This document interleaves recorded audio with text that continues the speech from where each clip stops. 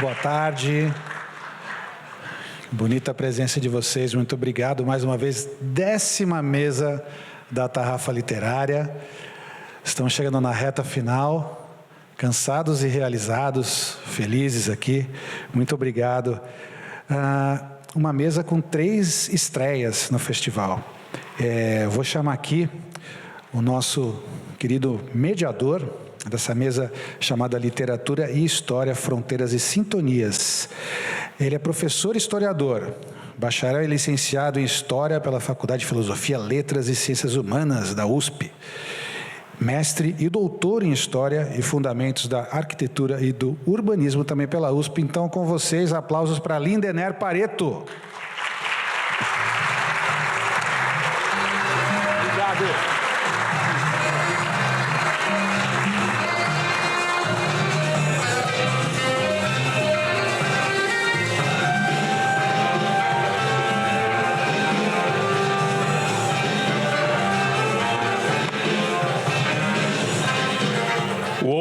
Eu sempre quis fazer isso, assim, sabe? Eu fiquei desde sexta-feira vendo os debates, e aí falei, quando terminar a musiquinha aqui, eu vou fazer assim, né? Lembrando o saudoso Jô Soares, que também tem a ver com eu estar aqui mediando um debate, na medida em que a gente aprende também com essas pessoas na nossa vida, né? Então, uma alegria estar aqui com vocês, queria saudar esse grande público, tarrafeiros, tarrafeiras, tarrafeires que estão aqui desde semana passada, nesse evento impressionante, nesse cantinho lindo do mundo que Tarran e companhia, colaboradoras, OIA, trabalhadores e trabalhadoras fazem aqui em Santos. Então, é uma estreia para mim também, nesse espaço tão bonito, nesses debates tão importantes.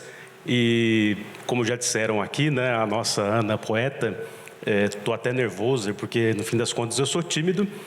E terei a alegria aqui queria agradecer o convite, Tarran, e tenho a alegria de apresentar aqui 2 grandes figuras da história e da literatura, 2 grandes vozes.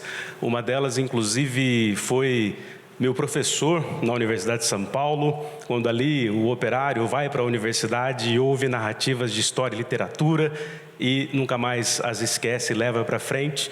Então, eu tenho a alegria de trazer aqui ao palco Júlio Pimentel Pinto. Seja muito bem-vindo, meu caro.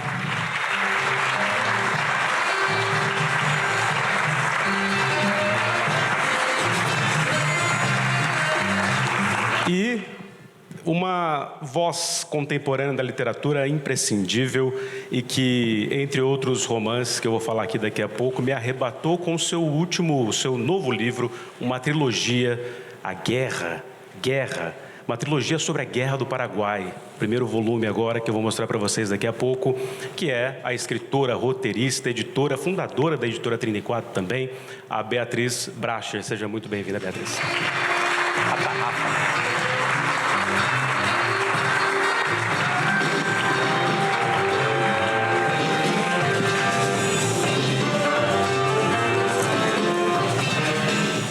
Bom, muito que bem. Nem imaginava que um dia lá na Universidade de São Paulo, ouvindo as aulas do professor Júlio Pimentel, que é professor do Departamento de História da Universidade de São Paulo, minha alma mater studiorum, e onde ele ministra aulas de História e no Brasil e para além do Brasil, uma das grandes vozes que faz aquilo que sempre me impressionou, porque acho que eu fui fazer História, porque a literatura também me impressionava. A primeira vez que eu prestei vestibular na Universidade de São Paulo foi Letras, mas eu não tinha lido os livros da segunda fase, fui para a segunda fase, não passei da segunda fase. No ano seguinte, prestei História e passei, aí acabei sendo aluno do Júlio e companhia. São essas similitudes entre história e literatura que estão aqui de forma contundente, não só nos ensaios, né, sobre literatura e história, como a ficção constrói a experiência, do Júlio Pimentel Pinto, que aqui está, que é esse especialista em história e literatura latino-americana, professor de América Independente, também na Universidade de São Paulo, e que com seus ensaios mostra os dilemas dessas fronteiras e sintonias entre história e literatura. E a própria Beatriz Bracher, que com seu primeiro volume, esse romance impressionante, que arrebata literatos e historiadores, porque esses fragmentos, cartas, ofícios, textos de homens que viveram a guerra na pele, na carne, muitas vezes, sobretudo os soldados, não é? que aqui, com o seu Guerra, o primeiro volume da trilogia, né, Ofensiva Paraguaia e a Reação Aliada, novembro de 1864 e março de 1866. É o primeiro volume dessa trilogia impressionante. E aí, provocando os dois, começando pelo Júlio, afinal, história e literatura, né, Júlio? As fronteiras são muitas, esses tropos, lugares, são muito parecidos, alguns procedimentos. A Beatriz, por exemplo, ipsis literis, pega essas cartas, esses homens, e coloca esses trechos em colagens, mas, ao mesmo tempo, história e literatura são muito diferentes, sobretudo desde o final do século XIX, que a história reivindica a sua cientificidade. E aí o Júlio, melhor do que ninguém, pode falar um pouco dessas fronteiras. Qual é a diferença? O Nicolau Savicenko, que a história narra aquilo que foi e a literatura narra aquilo que poderia ter sido. É isso? Acho que em parte é. Bom, em primeiro lugar, boa tarde, quase noite.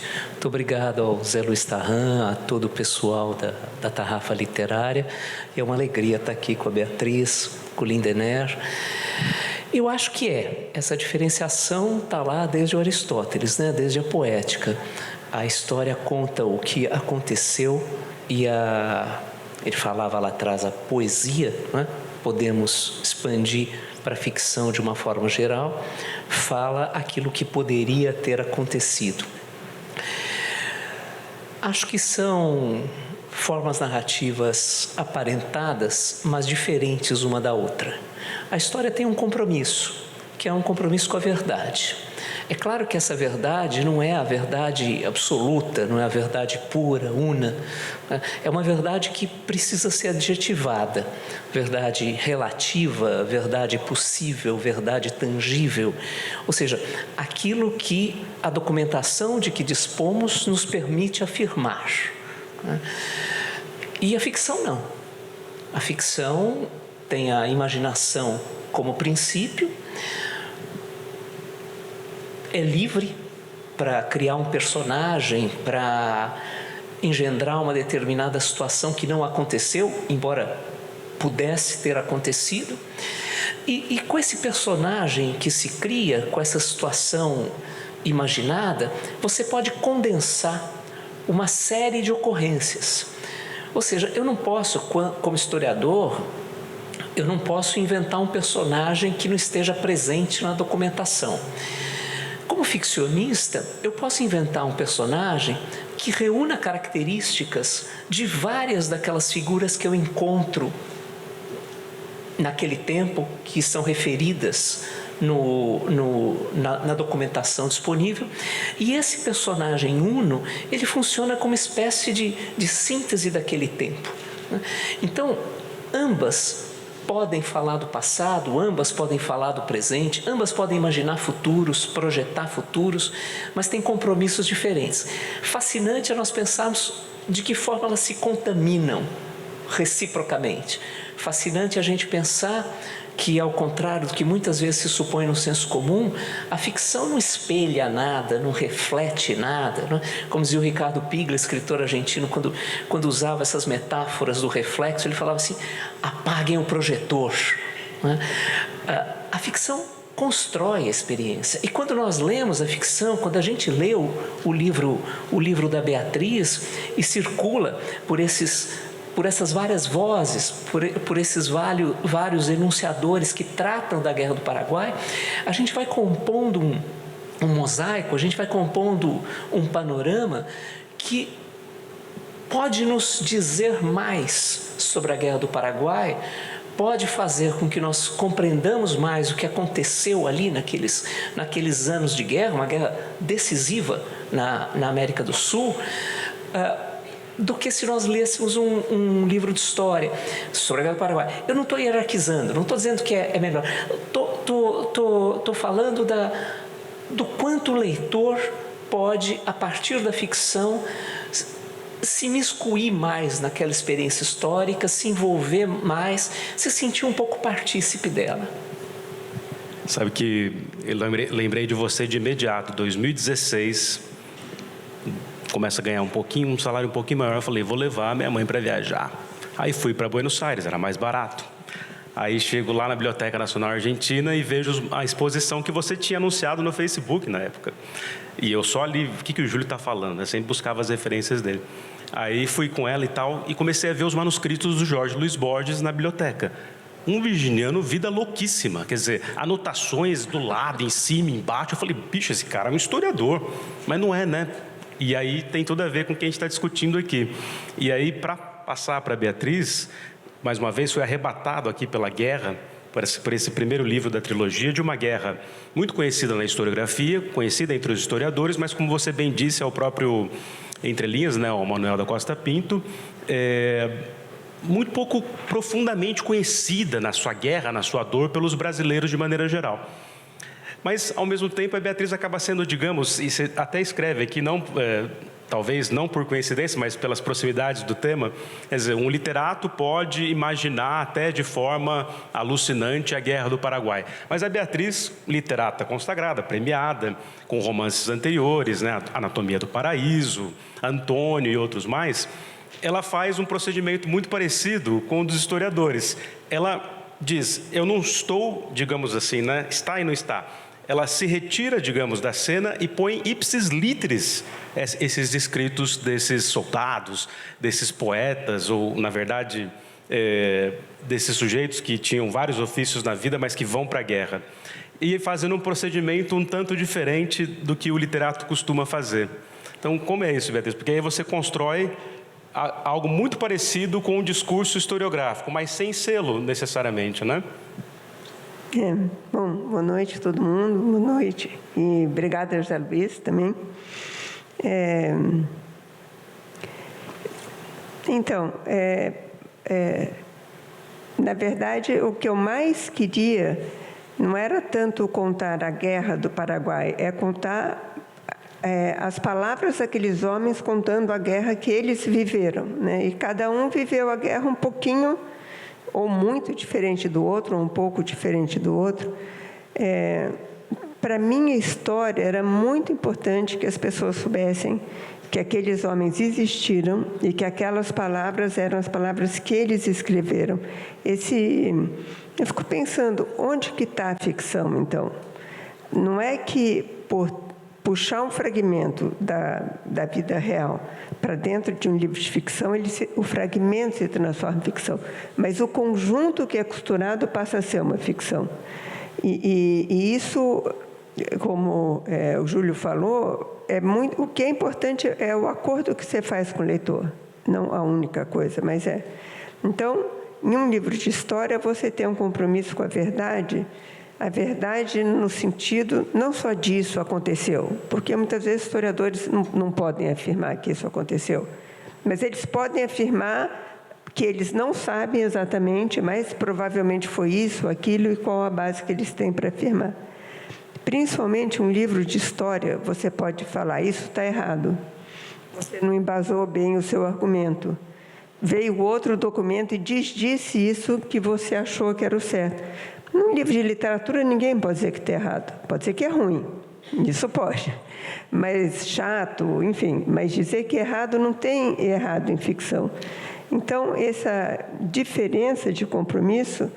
E, por outro lado, um livro de ficção, que eu falo nas notas, eu acredito nisso, apesar de não conseguir explicar direito. Mas ele tem um compromisso com a verdade que é só das artes, né? Um quadro também pode te apontar uma verdade. Por que você vê um quadro, sei lá, do Guild, uma gravura ou alguma coisa assim, e aquilo te bate e você descobre alguma coisa que nem você sabe o que foi?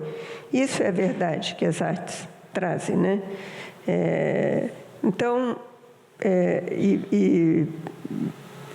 e também eu acho importante que, assim, o que eu fiz, eu li vários livros escritos por combatentes da Guerra do Paraguai ou por jornalistas que escreveram sobre a Guerra do Paraguai, mas naquela época, naquele momento. Selecionei trechos e coloquei um em seguida do outro em ordem cronológica. O livro é isso. Mas o procedimento que eu fiz, primeiro para selecionar, eu escolhi alguns temas. Então, o tema onde apareciam trechos que apareciam mulheres e crianças, indígenas, negros, paisagem, que é uma coisa muito impressionante, a maneira que eles descrevem a paisagem e a mudança do clima, do tempo, questão de comida, todas as questões que trouxessem o diário, assim, o dia a dia, né? Cadáver, doença, hospitais, morte, isso tudo então é um livro onde você vai ver mais disso do que em qualquer livro que eu tenha lido, né? Tem uma concentração nesses temas e tem as batalhas, tem as marchas, tem isso tudo, tem o correr da guerra. E quando eu vou montar isso, tem o critério da cronologia, tem outro que é o que eu quero que o leitor entenda onde que eles estão, o que fizeram, para onde eles foram, mas eu tenho procedimento literário, tipo, com qual palavra acaba esse fragmento? Então, o outro fragmento eu vou começar com essa palavra, ou porque é oposta, ou porque é a mesma, ou porque dá um ritmo, é um assunto diferente, mas pelo ritmo parece que continua o mesmo de cima e de repente não.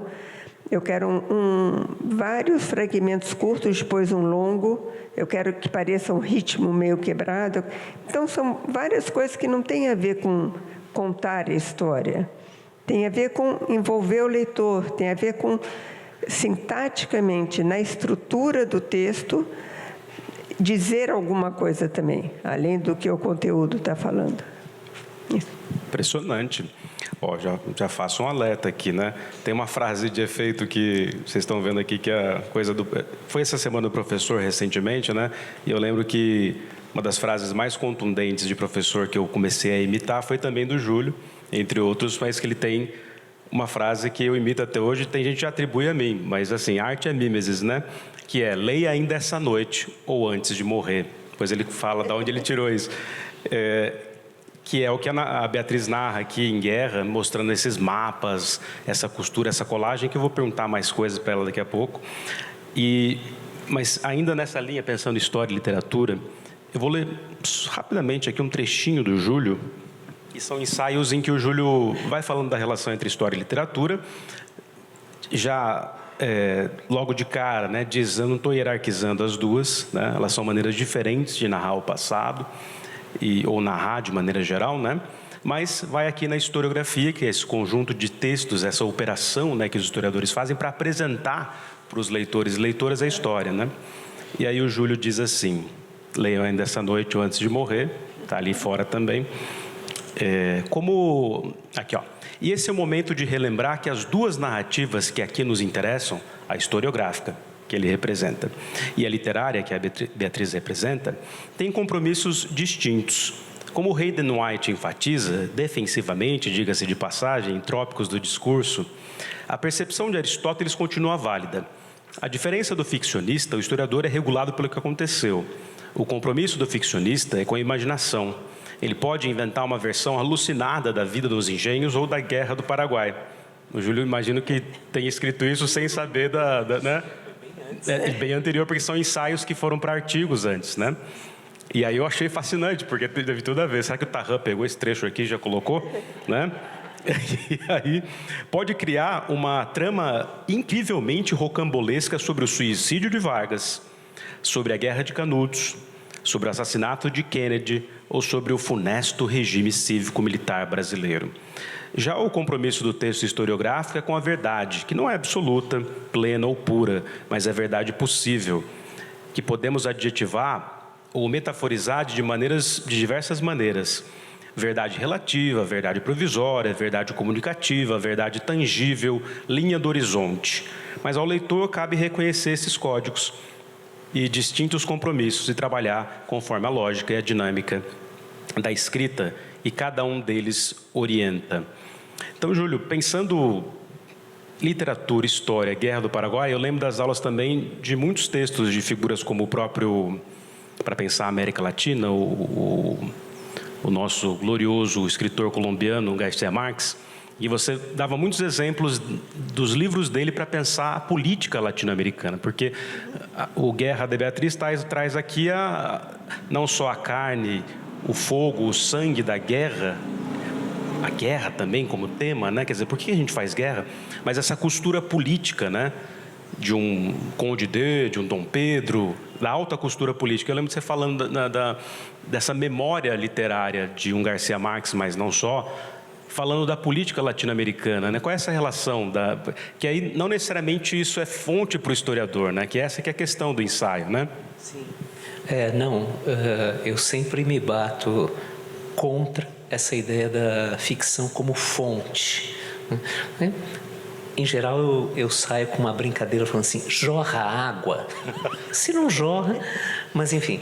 Mas não, é um objeto literário. E esse objeto literário tem que ser entendido nele mesmo. Ou seja, quais são as regras, quais são os princípios, qual é a lógica que faz com que aqueles mecanismos funcionem dentro da ficção.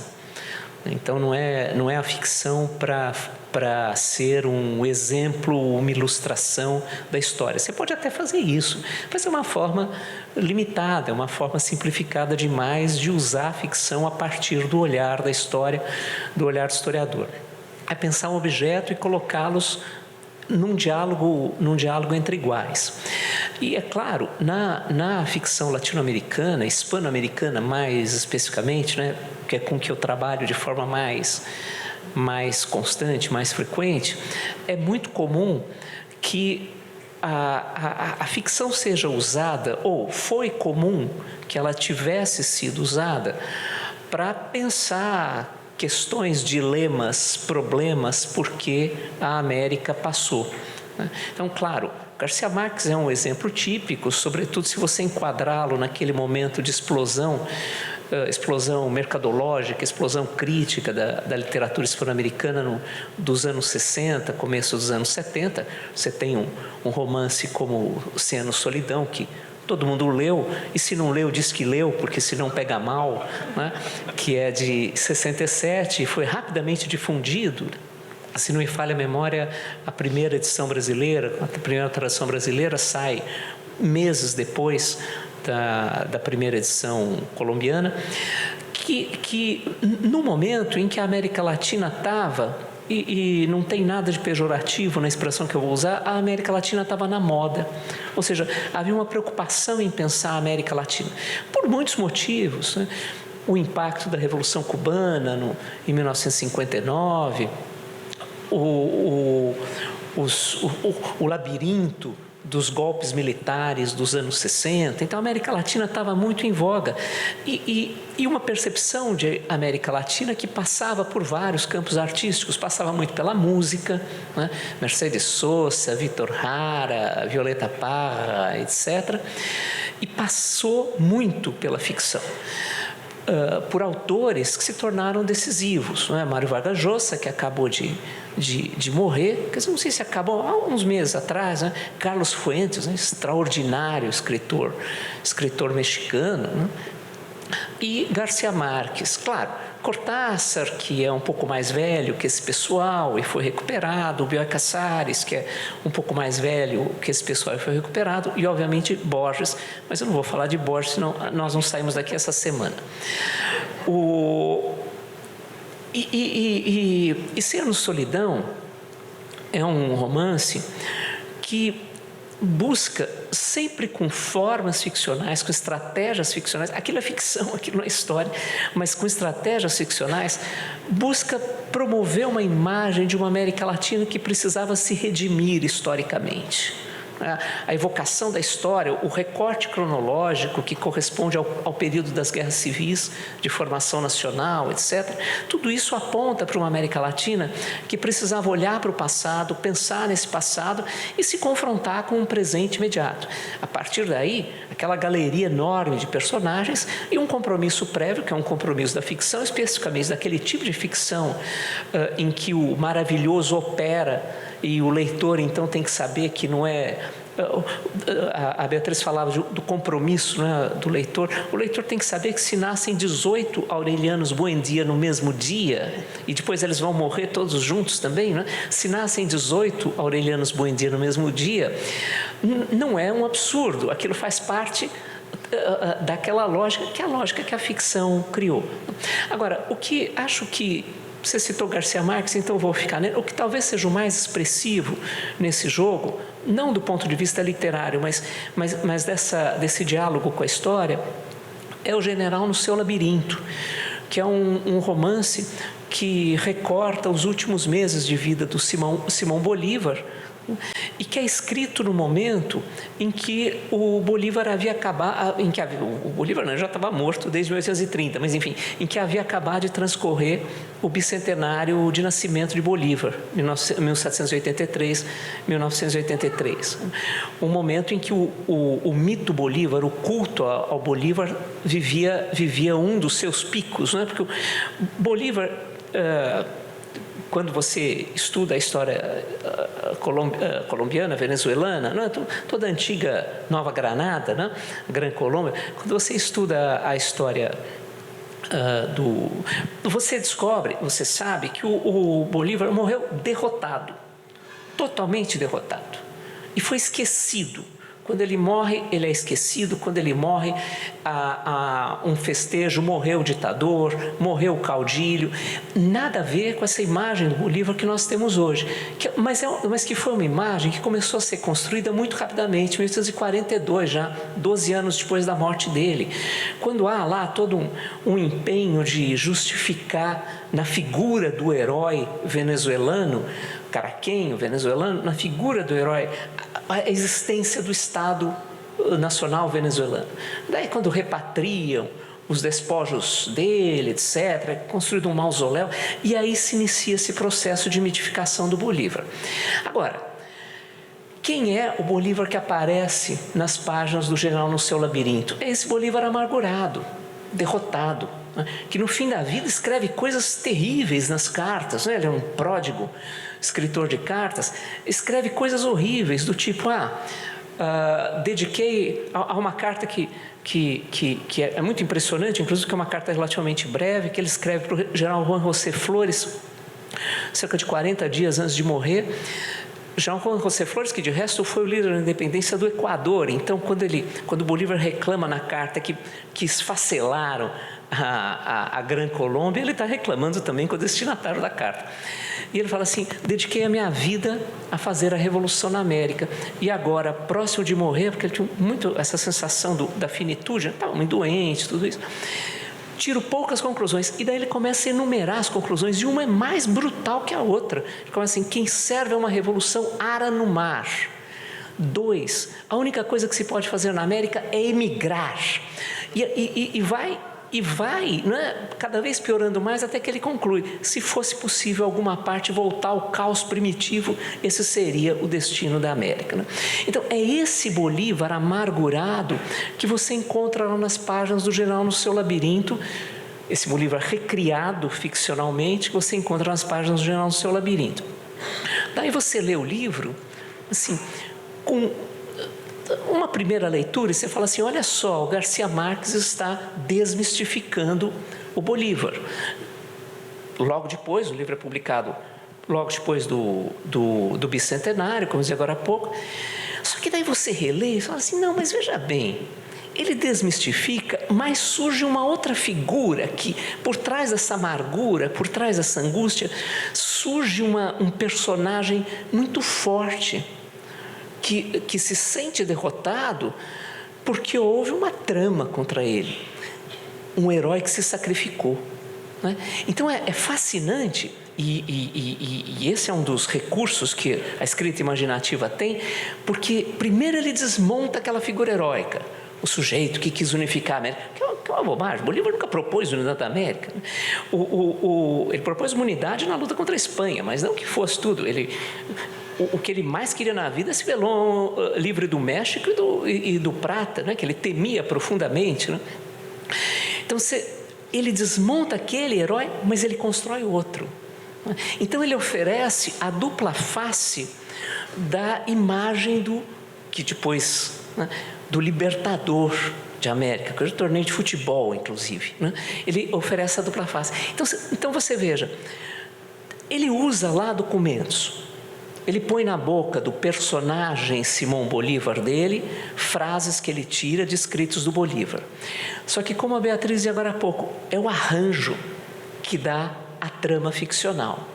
E a maneira como aquele personagem, conforme o encadeamento das falas se dá, como aquele personagem vai se construindo, para nós pensarmos essa América, às vezes tão dependente de heróis. Eu falei demais, desculpe. Que isso. Isso é um gostinho dos tipos de ensaios e aulas que o Júlio Pimentel Pinto faz lá na Universidade de São Paulo, que é pública, gratuita, vocês podem lá assistir a aula dele, ele deixa. Beatriz Bracher, pensando nesses caudilhos, nesses projetos de América, quer dizer, a Guerra do Paraguai resulta, entre outras coisas, né, dessas disputas também entre os caudilhos, o Império do Brasil, que o Bolívar temia, cuidado com o Império, né? E não era o Império Estados Unidos, era o Império Brasileiro. Quer dizer, o Brasil foi imperialista e arrasou e massacrou o Paraguai. Mas aí, então, esses caudilhos, essas disputas políticas e a guerra. Quando que, para você, pensando na Guerra do Paraguai, seu livro e sua colagem, você se retira, mas a colagem é sua e a literatura está ali com... assistam, inclusive, no Entre Linhas, ela mostrando esses documentos e como ela faz, né? Lá para o Manuel da Costa Pinto, no Entre Linhas, que aí aparecem os mapas. Vejam ainda essa noite, sobretudo aqui depois do debate, porque vai ficar mais... Mas fala um pouco dessa ideia, de onde veio, por que a Guerra do Paraguai, por que a guerra... Por que debater a guerra e, sobretudo, pensar como vê à mente a questão? Eu tenho pensado muito nisso e não sei a resposta. Do porquê a guerra. Porque até um dia eu estava fazendo, e a Marilene Filinto, que é uma das melhores escritoras do Brasil, passou lá onde eu trabalho e eu mostrei para ela que eu imprimo tudo que um autor falou no livro, eu separo, aí imprimo no papel, corto, misturo cronologicamente com o que outros autores escreveram e pego o durex e colo. Então, é uma coisa física mesmo. E aí ela falou, nossa, guerra é onde o homem se revela. Então, tem essa ideia, e por isso ela gosta muito de guerra. Aí, no programa Tutameia, também me perguntaram, e daí falaram assim, os autores, porque a guerra revela os homens e transforma os homens. Acontece isso no seu livro? E daí eu não sinto tanto que aconteça, porque é como ele mesmo que está escrevendo, não sou eu que estou escrevendo sobre ele, eu estou pegando trechos do que ele escreve e criando em cima, criando no sentido de juntando com outros. Então, eu só fui me interessar pela guerra quando eu comecei a escrever o livro, e daí fiquei muito interessada. Mas o que me fez escrever o livro foi... O meu pai tinha uma coisa, quando ele gostava de um livro, ele comprava e dava para os 5 filhos e ficava amolando, até você dizer que tinha lido, assim, senão... E um desses foi a biografia do Visconde Toné. E o Visconde Toné, ele foi para a guerra muito cedo, com 22 anos, e ele escreve um livro chamado Retirada da Laguna, que é muito, muito impressionante. É publicado também o diário dele, diário de guerra, o diário do Exército, eu acho. E só depois que ele morre são publicadas as memórias dele. E nessas memórias, ele conta cenas muito impressionantes da Guerra do Paraguai, mas especificamente uma que eu fiquei muito, assim... E ele escreve sobre um jovem tenente que tinha uma relação forte com o cavalo dele, com todas as questões da guerra, você tinha que se apegar a alguém, ele se apega ao cavalo. E, naquela época, os argentinos aliados invadiam o acampamento dos brasileiros para matar os cavalos, cortar a cabeça e comer. E esse jovem fica com muito medo de que aconteça isso com o cavalo e fica acordado de noite. Aí, quando amanhece, ele vai dormir e acorda com o movimento, mataram o cavalo dele e cortaram a cabeça. E ele fica desesperado e tem uma comoção ali. E o comandante do acampamento brasileiro vai falar com o comandante do acampamento argentino. E esse dá uma pesquisada, não sei o quê, resolve que foi aquele batalhão e pergunta, enfim, resolve que foi o batalhão e aí fala, vocês vão me dizer quem é que foi. Aí ninguém fala, ele separa 5 e fala, eu vou quintar. Então ele conta o número de pessoas, quando cai 5 é aquela pessoa. E aí a pessoa fica desesperada e diz quem é que foi, ou quem ele resolve lá dizer que foi. E aí são chamados os brasileiros, e principalmente o jovem tenente, e esse argentino executado. E aí esse jovem tenente volta para a tenda dele e se mata. Dá um tiro na cabeça e se mata. E o que me impressionou muito nessa primeira cena, que é né, dramática, e o Toné conta de uma maneira... É engraçado, é uma maneira trágica, mas tem algum humor também, é estranho assim o Toné.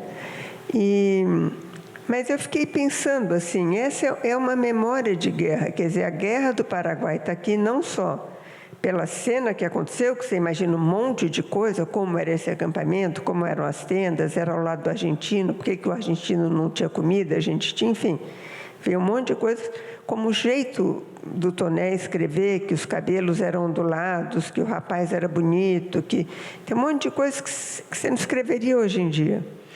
E isso tudo traz um frescor, assim, sabe? O português antigo traz um frescor, assim, de você estar lá vendo a coisa. E eu fiquei pensando, os americanos têm a Guerra Civil Americana até hoje. A Guerra Civil não é que formou o país, mas as memórias da Guerra do Paraguai, da Guerra Civil contada por americanos, permanecem até hoje. É uma coisa que é revivida e nós não temos a Guerra do Paraguai. É claro que foi uma guerra fora do território brasileiro, muito diferente, mas foi uma guerra importantíssima para o Brasil, onde morreram muitos brasileiros, além de quase que exterminar os paraguaios. Então, me deu assim essa vontade da gente ter conosco essa guerra, porque de alguma maneira a gente tem, só que não elabora, só que não visualiza. E eu tentei escrever por muito tempo, e sempre que eu escrevia alguma coisa, mesmo que inspirada nos personagens que eu lia, saía ruim. E não só o meu texto se mostrava muito fraco, se comparado com o texto de algum autor, porque eu queria fazer uma mistura, como o texto do próprio autor se enfraquecia. Porque como o meu, de alguma maneira, tentava explicar o contexto, meio murchava aquela coisa tão viva que era. E aí que eu descobri que eu tinha que trabalhar só com o texto dos autores e sair, né? E daí eu descobri a guerra, daí eu fiquei interessada na guerra, e daí eu tento montar uma guerra diferente, né? Quer dizer, não montar uma guerra diferente, mostrar uma guerra diferente, de uma maneira diferente. Fascinante, porque, mais uma vez, quer dizer, quando você diz, você se retira e deixa as fontes falarem, entre aspas, por si próprias, porque elas são mais potentes e são a fala da época, ou pelo menos de um pouquinho tempo depois, que é muito do procedimento historiográfico em partes, né, do ranking do século XIX, quando documento único é documento nulo, precisa ter mais fontes, vamos interferir o mínimo possível, né? Beatriz, quero ler dois pequenos trechos seus aqui. Um é do próprio Alfredo Toné, que vai virar o Visconde, né? Que não é aquele do Museu Paulista do século XX, que transforma o Museu de História Natural, depois vai ser da USP, em Museu de História e Memória. Mas é o pai dele, né? É o pai. E aqui um trecho do Afonso Toné. Peraí que eu perdi o trecho aqui, ó. Afonso não, Alfredo. O Alfredo Toné. E aí, se vocês olharem depois lá fora, na hora que vocês forem pegar o autógrafo com a Beatriz Bracher, vocês vão ver que tem o nome do sujeito que está falando do ladinho aqui da margem. Então, vai nessa cadência o tempo todo, né? Então, o Alfredo Toné fala, na evacuação do Corumbá, cresceu de importância o papel do tenente João de Oliveira Melo, pondo-se ostensivamente à testa dos inferiores e soldados, que a fraqueza e irresolução dos chefes deixaram deixavam à mercê da sorte. Fez ele embarcar essa gente com suas mulheres e filhos e muitas famílias de paisanos em uma escuna. Então tem uma coisa aqui também da guerra da armada, da marinha, é rio, é flotilha, é barco, que você vai mergulhando também junto com a Beatriz aqui. E nessa guerra impressionante que forja o Brasil, vamos lembrar, né, parte significativa daquilo que vai ser a proclamação da República tem a ver com a insatisfação dos militares oriundos das fileiras do fim da Guerra do Paraguai.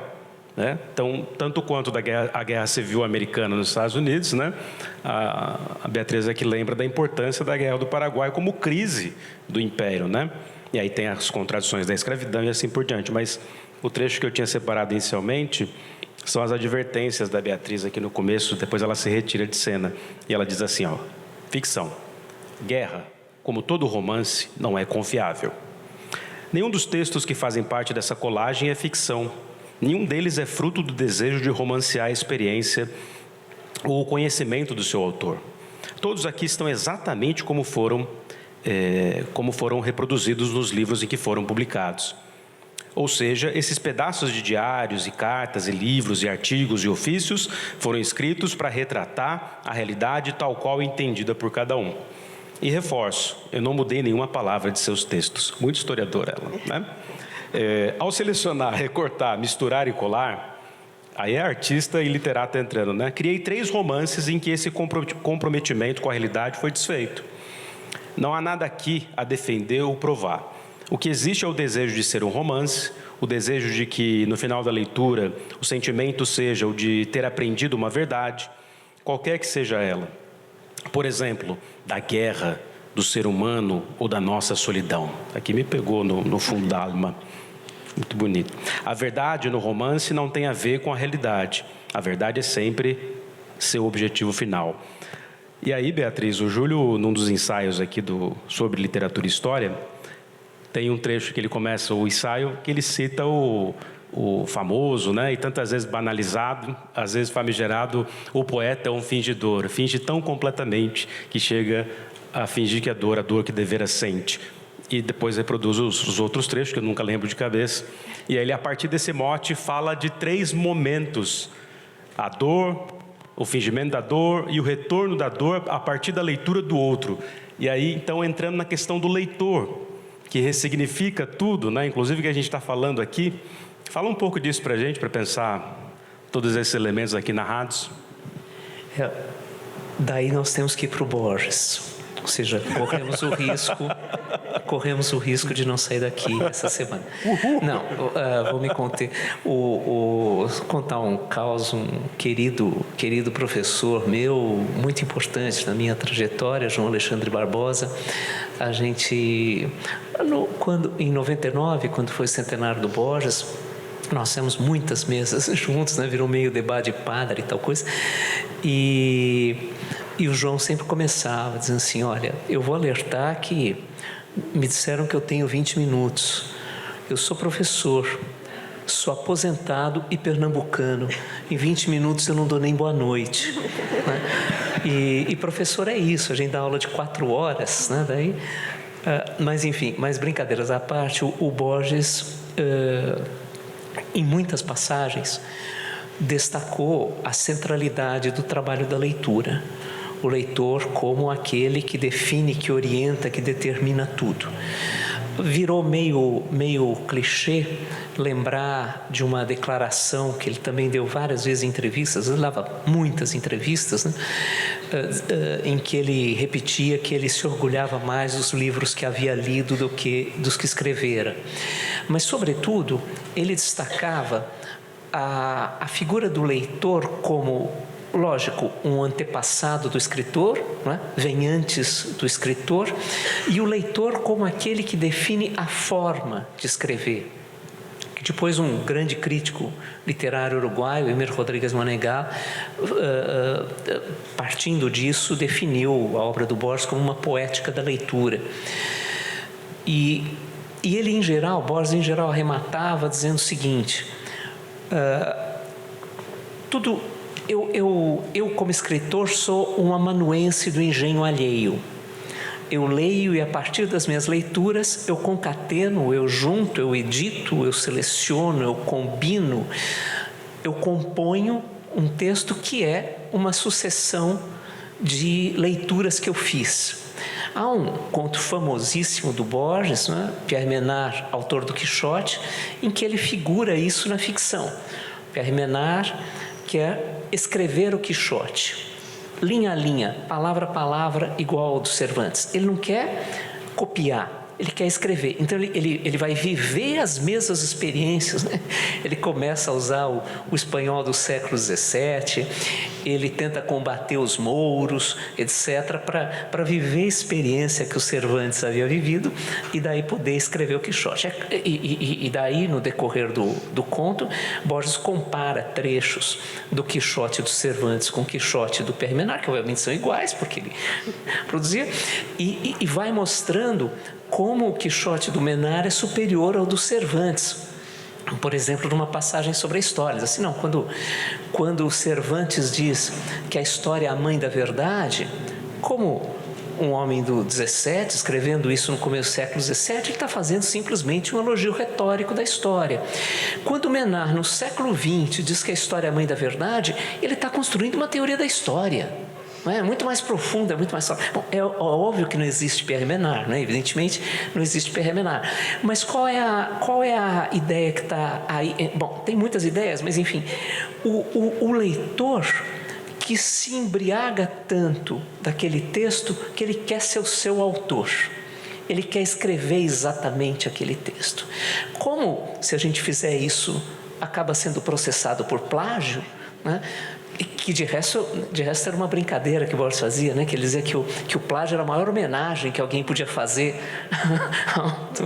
Você quer que seja seu aquele texto, né? Então, escrever um dia, né? Durante muitos anos me deitei cedo, tal coisa, publico lá e em vez de Proust na capa eu ponho meu nome.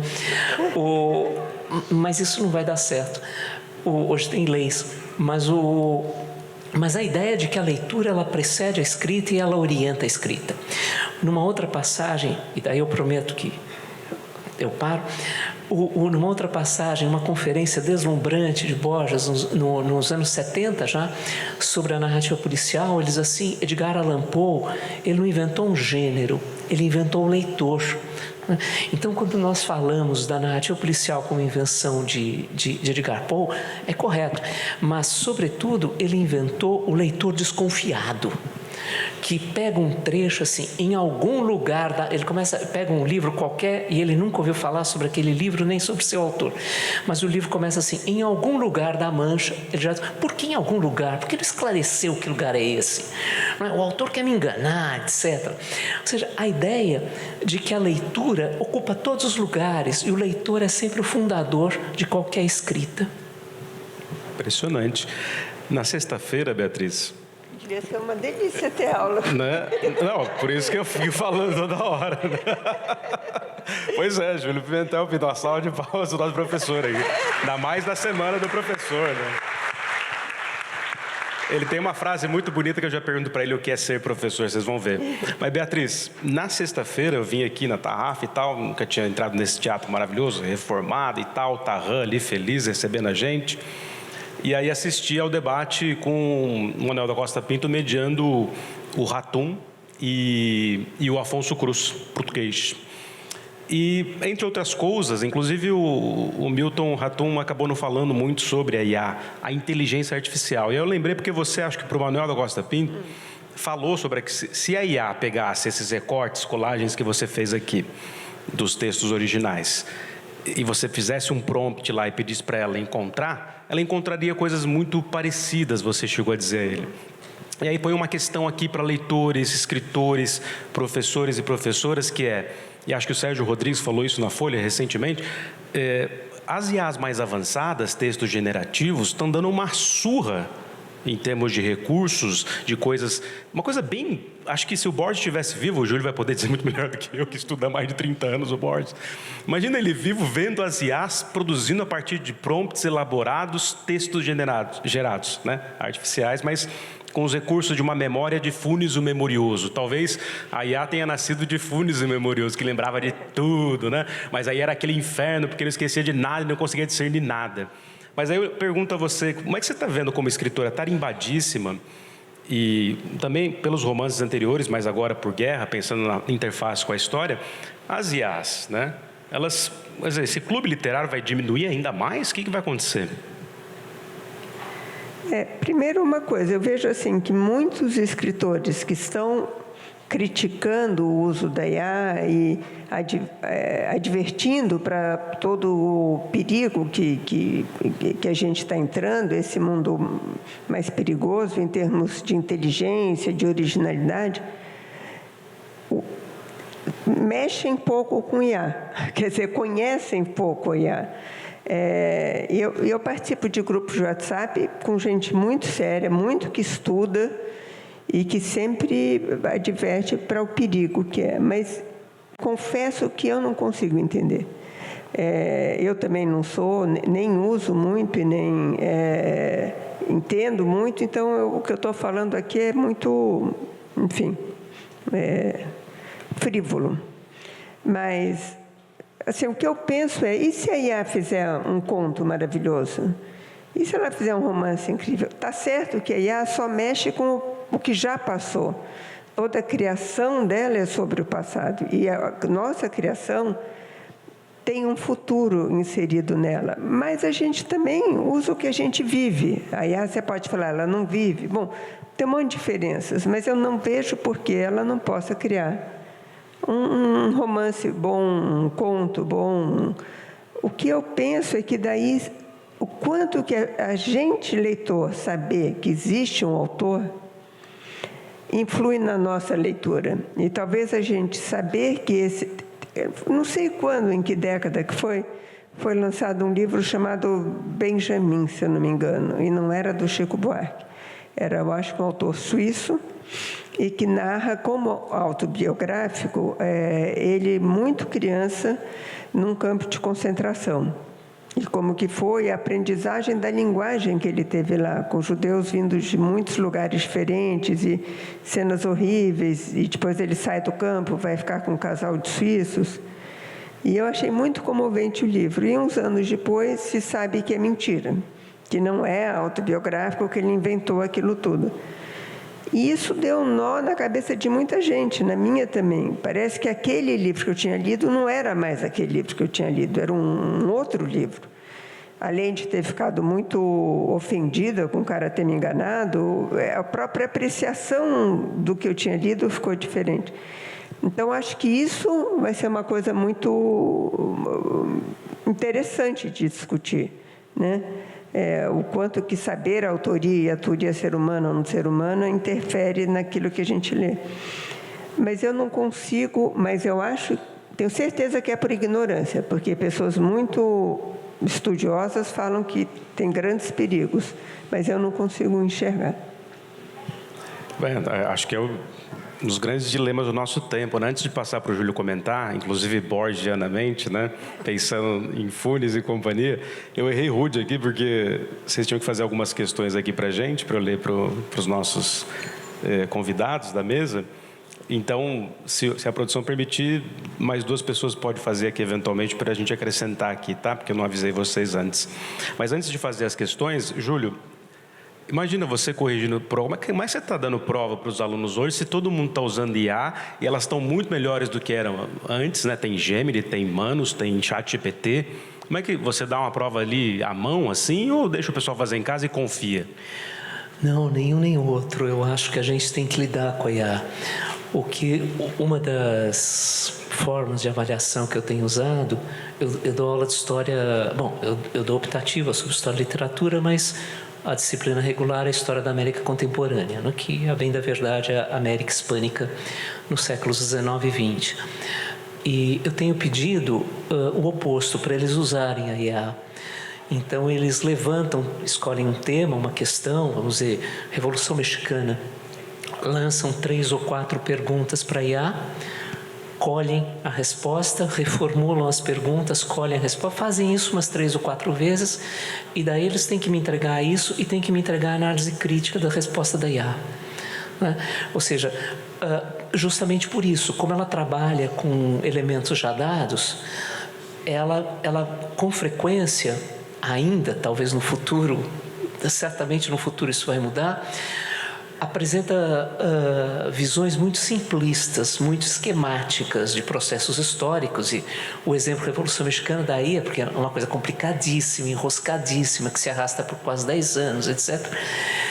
Então, lidar com a IA não como de maneira apocalíptica, não é? Isso vai destruir tudo, isso vai acabar tudo.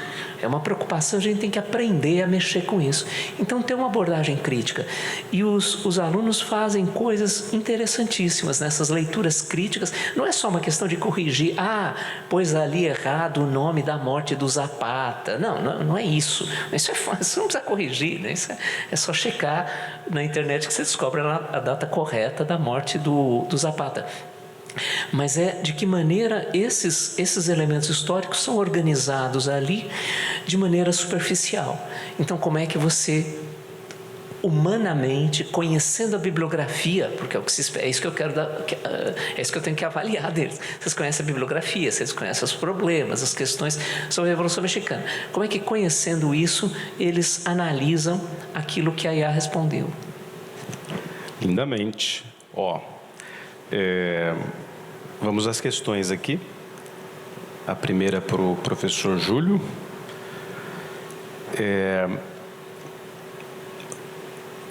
Quando vocês escrevem sobre o passado, estão tentando resgatar algo que se perdeu ou enterrar algo que ainda insiste em viver?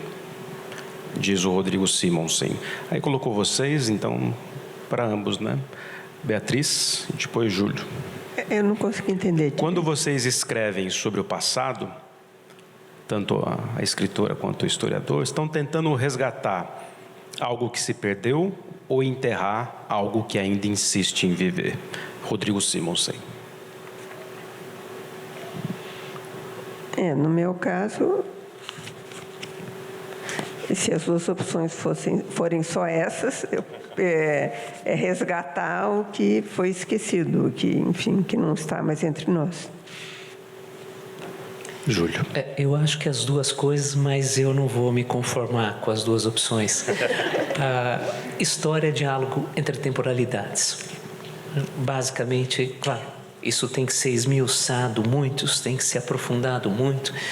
Tem décadas e décadas de teoria da história para a gente colocar nessa discussão, mas história é diálogo, a princípio é diálogo entre temporalidades.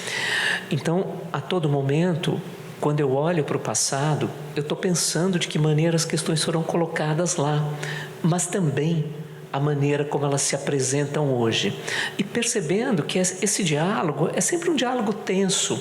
Nunca há harmonia, nunca há serenidade, porque ao olhar para o passado eu reinvento esse passado, eu recrio esse passado, com as regras, com os compromissos do historiador, não pode inventar nada, papapá, vocês já sabem disso.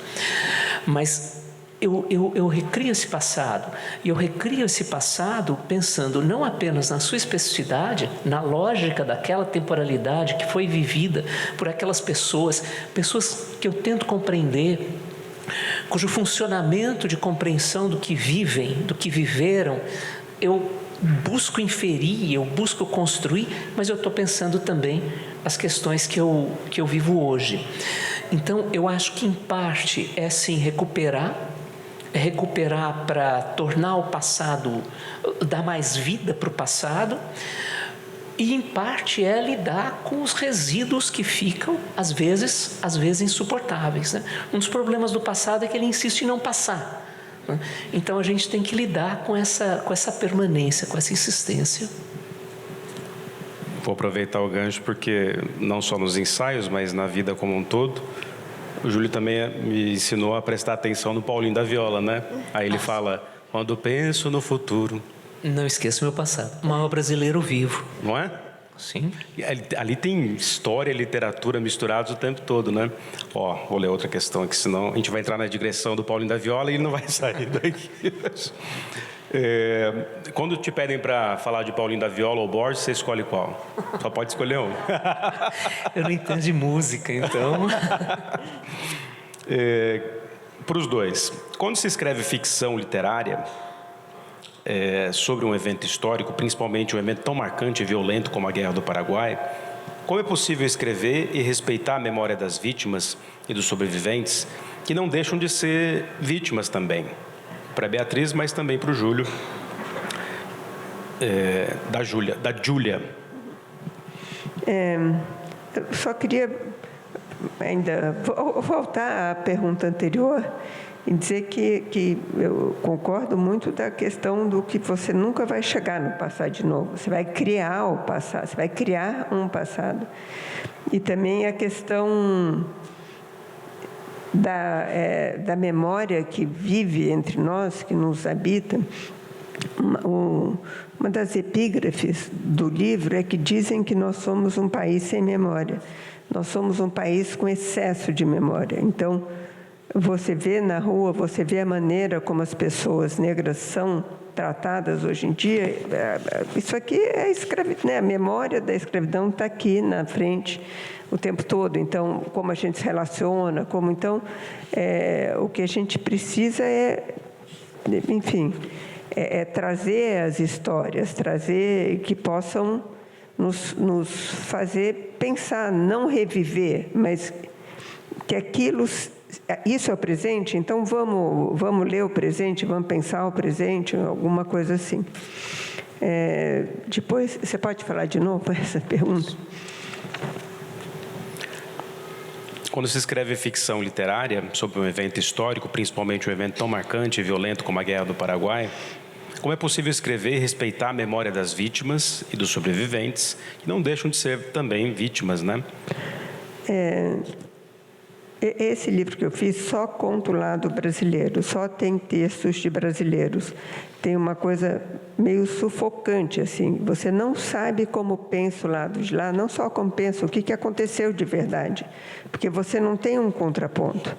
E tem coisas muito horríveis que são contadas como se fosse isso mesmo, a guerra é isso.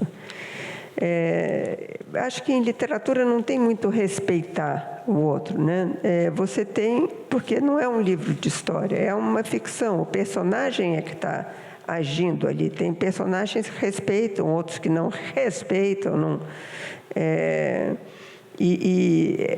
Nesse primeiro livro, eles não entraram no Paraguai ainda. O segundo, que vai sair agora nesse segundo semestre, nesse ano que vem, é terrível, é muito... E você consegue ver o quão terrível que é.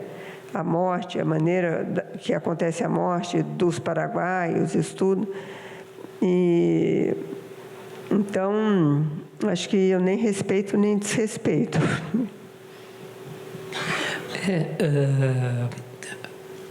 A escala é diferente da Guerra do Paraguai, mas sobre respeitar as pessoas que já morreram, seja na ficção, seja na história, o que me vem à cabeça é o início do Primo Levi, O que é isso, um homem? Que ele relata a experiência no campo de extermínio na Segunda Guerra Mundial. E ele abre o livro dizendo que ele escreve aquele livro não para relatar a própria experiência, mas para dar voz àqueles que não sobreviveram, portanto não podem falar. Então acho que há um pouco disso. Acho que concordo com a Beatriz, a questão do respeito talvez não se coloque, mas também é uma forma de respeito você dar voz àqueles que não têm mais, que foram esquecidos, que não têm lugar de enunciação, não podem se falar. Ainda nessa seara, né, pensando os procedimentos historiográficos e literários, a autora Svetlana, que é Nobel, famosíssima, né, pensando no fim do homem soviético, no prefácio de O Fim do Homem Soviético, não reconhece fazer história, mas ao longo do livro percebemos uma operação histórica e um arranjo literário. Não é exatamente isso que a história faz? Aliás, eu incremento aqui, digamos, a literatura é imaginação, mas se a gente for pensar as paisagens pintadas por Brodel em O Mediterrâneo, ou no Civilização Material, haja imaginação ali, né? Mas, enfim, é a construção da experiência literária que pode ajudar a história a escapar dos seus messianismos? Júlio. Nossa, essa é difícil. Não, existe imaginação na história. O Lindener citou uma passagem do meu livro em que há uma menção a Hayden White, importantíssimo historiador da cultura norte-americana, já morto.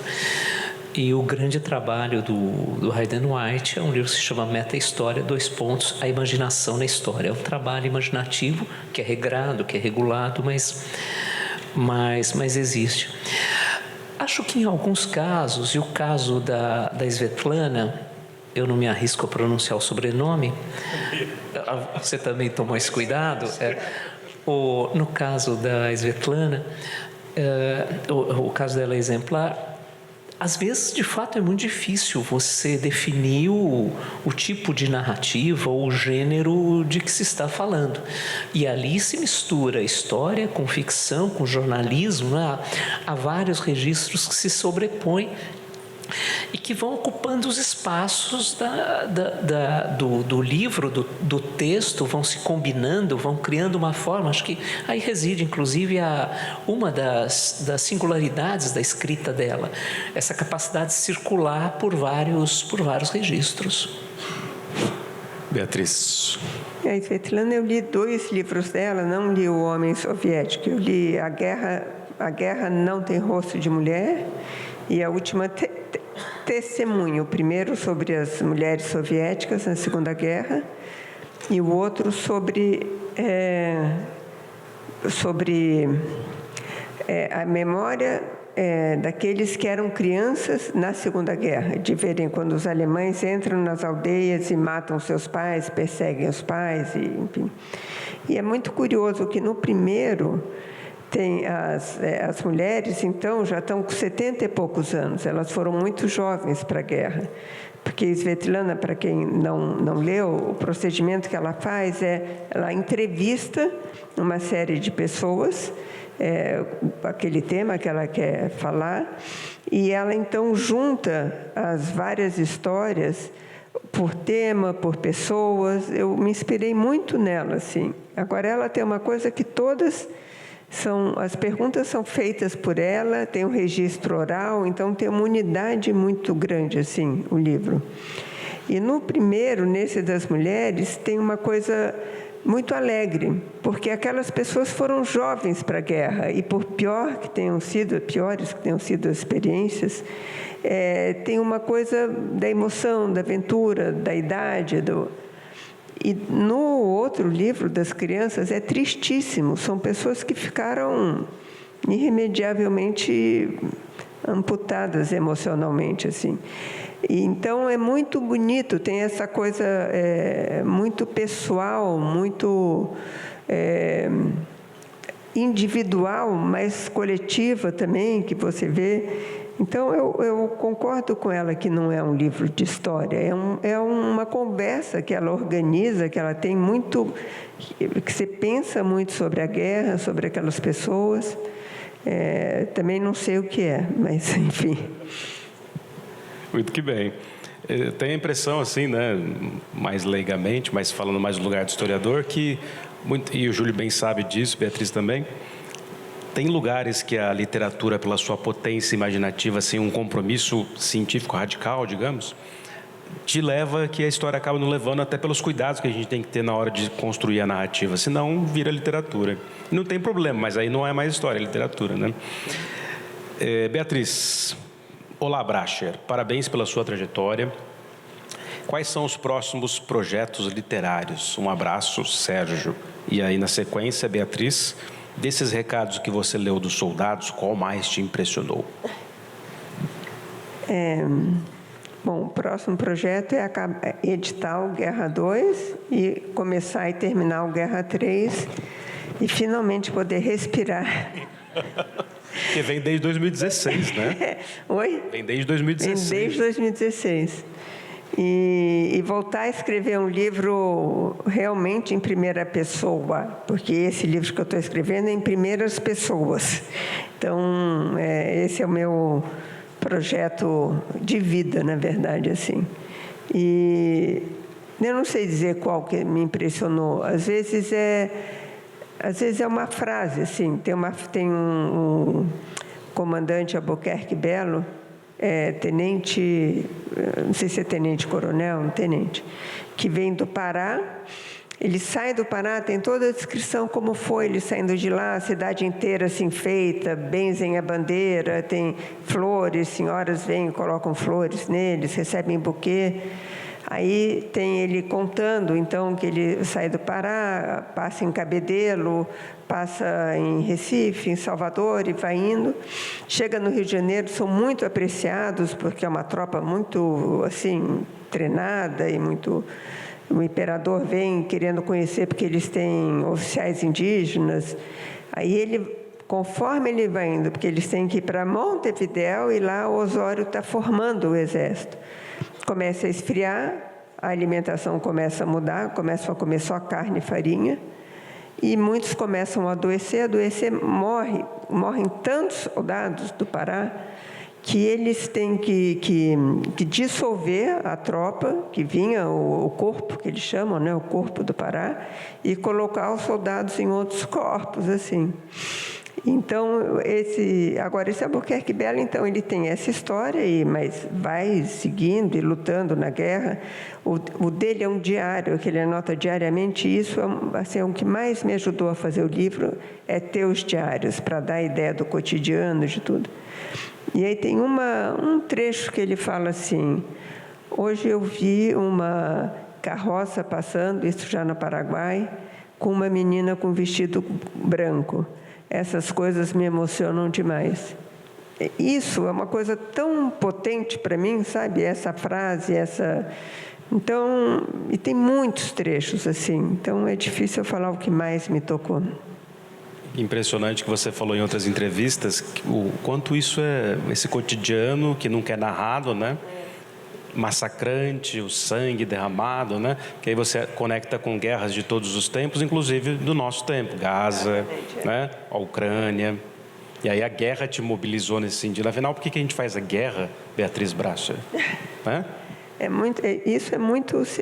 E vendo as guerras acontecendo hoje, primeiro você entende estratégia, você entende por que bombardeia primeiro e depois entra por terra, e toda a dificuldade, como é que você manda alimentos, como é que você leva a munição, e naquela época era tudo muito mais difícil. Agora, essa coisa de todo dia está morrendo gente, está morrendo gente, está morrendo gente. E não acaba de morrer gente. E gente sem braço, gente sem cabeça, e onde que vai o joelho, sabe? São, assim... eu acho que quando a gente pensa em guerra, a gente, na nossa cabeça, talvez para se preservar, ou por ignorância, a gente acaba simplificando muito, assim. E a carnalidade real, literal, que é uma guerra, é muito, muito triste, assim. Completamente. O Tarran brincou ali nos bastidores se eu ia cantar, né? Que lá no Provocação Histórica, no ICL, eu faço umas cantorias, né? E nas aulas também. Mas quando começou a da Ucrânia e depois Israel, Gaza, Palestina, eu comecei a cantar de novo a música do Renato Russo lá, né? Mais uma guerra sem razão, já são tantas as crianças com armas na mão. Lembra? Vejam que uniforme lindo fizeram para você, já que nessa guerra não é ele quem vai morrer, né? Essa alta cúpula, digamos. Antes de perguntar para o Júlio aqui numa questão final, no final do livro, desse volume e dos outros que virão, a Beatriz organiza, são gente real, nomes reais, personagens históricos concretos, e aí no final tem uma mini biografia de cada personagem. Aqui tem do Joaquim Cavalcante de Albuquerque Belo com 2 L's, tenente-coronel, pernambucano, nascido em 1847, já ali no segundo reinado, né? Dom Pedro II começa em 1840. Iniciou carreira militar como voluntário no 2º Batalhão de Artilharia a Pé, em 1843. Em 1845 foi promovido a primeiro cadete, ingressando no Corpo de Oficiais. Chegou ao Pará em 1855, transferido para o 11º Batalhão de Infantaria. Em 64, foi nomeado comandante do Corpo de Caçadores da Polícia Paraense, no posto de tenente-coronel, posição que ocupava quando a Guerra do Paraguai teve seu início. Nessa condição, comandou o 1º Corpo de Voluntários da Pátria. Agora vocês entendem porque tem tanta rua no Brasil, Voluntários da Pátria, que era uma coisa que eu nunca imaginava, não entendia nada. Em São Paulo, inclusive lá em Santana, Voluntários da Pátria, que foram lutar na Guerra do Paraguai, né? 1º Corpo de Voluntários da Pátria da província do Pará, no Teatro da Guerra. Tendo participado de importantes batalhas, foi o comandante do 1º Batalhão a ocupar Assunção no final da guerra, em janeiro de 1869. Condecorado Cavaleiro da Ordem Imperial do Cruzeiro, Cavaleiro de São Bento de Avis, como a gente é mais português do que a gente imagina, não é? E cristão também. Oficial e comendador da Ordem da Rosa, recebeu ainda as medalhas de mérito militar pelos reiterados atos de bravura e de oficial da Imperial Ordem do Cruzeiro e a medalha geral da campanha do Paraguai com o passador de ouro. Faleceu no mesmo ano em que foi promovido a brigadeiro, em 1886, ainda antes de acabar a escravidão. Os trechos de sua autoria foram transcritos a partir de publicações feitas pela Biblioteca Nacional em 2011 e a série de documentos históricos intitulada Diário do Tenente Coronel Albuquerque Belo. Júlio Pimentel. Filho, né? Inclusive, você é filho, né? Eu sou Júnior, você é filho. Às vezes, a história, quando se envolve com visões de um único lado, não se torna mais ficção do que a própria ficção? Diz o Paulo César. Aliás, um abraço para o Paulo César, para a Cidinha, para a Célia, para todo mundo que acompanha a gente também no ICL. Um beijo no coração. Não, daí é embuste mesmo. Eu dizia agora há pouco que a história é, em primeiro lugar, diálogo entre temporalidades. Em segundo lugar, não que seja menos importante, é pluralidade de perspectivas. A história só pode ser construída se nós conseguirmos enxergar a partir de vários ângulos, a partir de várias perspectivas, uma determinada experiência, etc.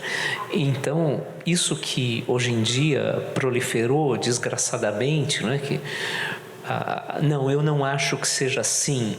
Não, a história aconteceu de tal maneira. Isso não existe. Do ponto de vista do pensamento historiográfico, da construção metodológica de um discurso histórico, etc., história precisa ter várias perspectivas e história precisa partir do que as documentações oferecem. Então, a história por um prisma não é história. Não é história. Que é muito diferente de negacionismo histórico, né?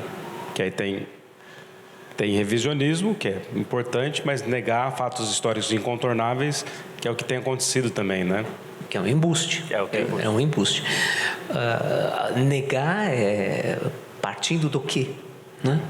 Qual é a base a partir da qual você recusa ou se criam essas fabulações, né? Nazismo é de esquerda, né? essas coisas despropositadas, né? que não tem nenhum amparo documental. Então, e quando você trabalha com a diversidade de vozes, a diversidade de perspectivas, não há como você chegar a essas conclusões disparatadas. Muito bem.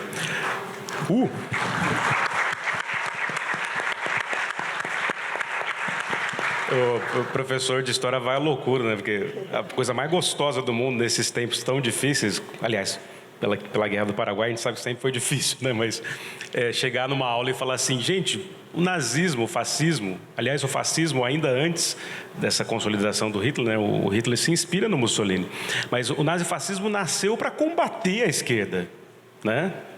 Praticamente é isso. Aí eu falo isso, né? Entenderam agora por que sempre querem distorcer? Bom, mesmo com, evidentemente, uma série de questões vinculadas à história da esquerda e da liberdade ou da ideia de liberdade. Mas, nessa retíssima final, antes de fazer aqui a pergunta, digamos assim, do velho Abu Janra para vocês, não podia perder a oportunidade, né? Eu quero agradecer ao nosso grande público, tarrafeiros, tarrafeiras que estão aí desde a semana passada, de novo ao convite do Tarran, a essa equipe maravilhosa de colaboradores, trabalhadores e trabalhadores, o pessoal que a gente encontrou aí, as pessoas que eu ouvi aqui, inclusive agora há pouco as escritoras e poetas maravilhosas, a Aline Bey e a Ana Marx, né? E, enfim, uma alegria, muito obrigado. E Júlio Pimentel, quero que você responda assim na lata 2 questões. O que é ser professor / historiador, historiador / professor, apaixonado por literatura? É um certo desvio de conduta, né? Não, mas ser professor, tem um educador francês do final do 19, Jean Jaurès, que dizia que não se ensina só o que se sabe, ensina-se o que se é, né? E acho que ser professor é isso. Lógico, você tem que ter um repertório, você tem que ter leituras, tem que, claro, respeitar o seu interlocutor, que é o estudante, a estudante, mas, sobretudo, tem que ter algumas posturas, algumas atitudes que sejam coerentes com a retórica, né? Tem que, se eu vou discutir democracia, eu tenho que discutir de maneira democrática. Eu tenho que pensar quais são as circunstâncias nas quais nós estamos vivendo, que nós estamos vivendo, e de que forma não só eu vou dar aulas de história, não só vou pensar a história ou a ficção, ou seja, o que for, o diabo, mas também de que maneira eu vou me portar, vou me conduzir nesse mundo. Você vê que tem Peraí. Tem um método na loucura aqui do mediador. Ó. Além de vocês comprarem o livro ali agora, pegar a assinatura dos dois, façam isso. Não deixem de fazer isso. A Beatriz tem aqui, o livro, né, vale por N motivos, mas entre outros que vocês viram aqui, tem várias epígrafes que ela coloca de grandes escritores e escritoras. Mas uma é do Graciliano Ramos, que tem tudo a ver com o que o Júlio falou. Que eu aprendi com ele, inclusive, né? Muito do que eu sou, inclusive, como divulgador, historiador, que foi para as redes e depois, com a crise pandêmica brutal, aliás, as vítimas todas, eu fui me reinventando e tal, e virei um apresentador de um programa de história também, porque eu via ele fazendo isso na revista de história da USP. Então, está ali também parte dessa gênese aqui. Então, eu te agradeço por isso, professor Júlio. Aí diz aqui a Beatriz, citando o Graciliano, né? Nunca pude sair de mim mesmo, só posso escrever o que sou. E se os personagens se comportarem de modos diferentes, é porque não sou um só. Graciliano Ramos. Então, Beatriz Bracher, um prazeraço te ver aqui ao vivo, ouvir você, ler o seu livro, acompanhar agora o restante da trilogia. O que é ser escritora, artista, nessas colagens todas da vida, e editora, inclusive? Uau! Bom, eu fui uma das fundadoras da editora 34, saí para um ano sabático, comecei a escrever o livro e vi que era isso que eu queria. Isso foi em 2000. E aí, 25 anos depois, eu estou editando, porque, na verdade, essa colagem é uma edição de fragmentos e de tudo. Então, eu acho que essa ideia do Borges, de que você é antes um leitor do que um escritor, eu acho que tem muito a ver com... enfim, uma coisa que eu já falei, mas o papel no qual você escreve não é um papel em branco. O papel no qual você escreve é a literatura, e que é tudo que já foi escrito, quer você saiba, quer não, porque é o que está... Você pode nunca ter lido Dostoiévski, mas ele está em vários livros do que você leu, se não em todos os livros que você leu. Ele está se reproduzindo. Então, o papel que você vai escrever é a literatura. E tem essa coisa que falam do escritor como antena. Eu sinto muito o escritor como esponja, como uma coisa que vai absorvendo o real, o que ele vive. Então, a imaginação é irrigada por isso tudo, né, que você vive, que você nem sabe que tem dentro de você.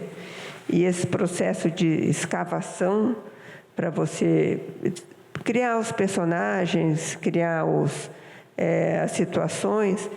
Eu sinto que é o processo de escavação que cria ficção, que cria os assuntos, cria os personagens.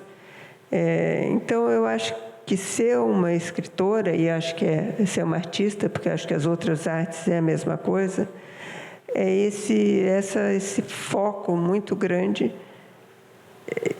do mundo inteiro em você mesmo. Todos os personagens em você mesmo que eles existem. Mais ou menos isso. Então, despeça-se do seu grande público e depois o Júlio. Bom, obrigada. Muito bom estar aqui. Bom, obrigado a todo mundo que esteve aqui, obrigado ao Zé Luiz, obrigado a toda a equipe da Tarrafa Literária. Uma delícia. Obrigado ao Lindenberg.